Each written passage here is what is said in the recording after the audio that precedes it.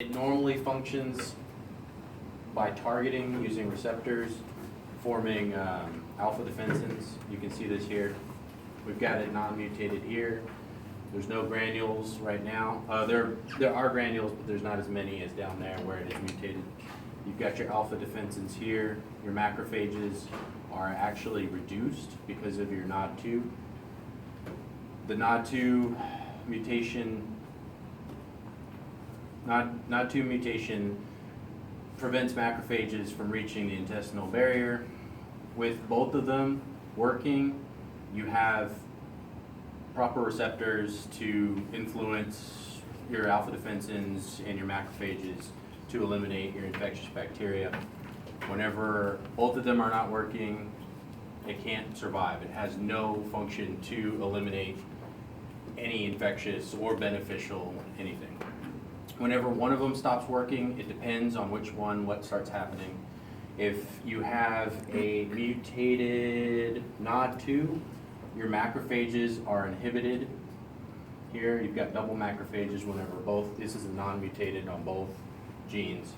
Here, just the NOD2 is mutated, and you've got less macrophages, but your alpha defensins are targeted for just the infectious bacteria.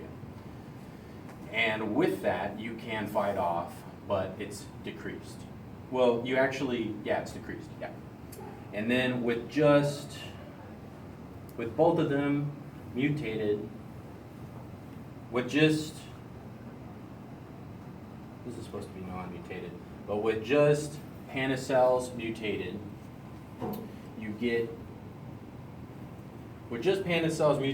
you get your aberrant granules, which increases alpha defensins. Here you can see that it starts targeting beneficial and infectious bacteria. You normally have plenty of beneficial bacteria in your intestinal tract, but you do get infectious bacteria.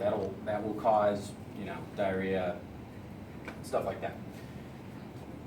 So when you have the mutated PANF and the non-mutated NOD2, you start getting a hyperimmune response that starts targeting your beneficial bacteria and the infectious bacteria, which leads to Crohn's disease because that causes irritability in your intestinal tract, which is basically what Crohn's disease is. It's very general.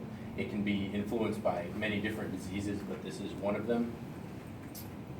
You can see up here, it's a loss of function. The ATG mutation is a loss of function mutation, causes aberrant granules on the Panacell, hyperimmune response. It targets the Panacell receptors, forms aberrant granules, forms alpha defensins just for the ATG16L1 mutation with the normal NOD2.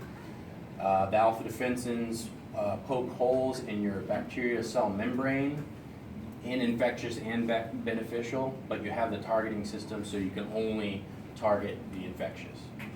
But it'll do both. It'll do both.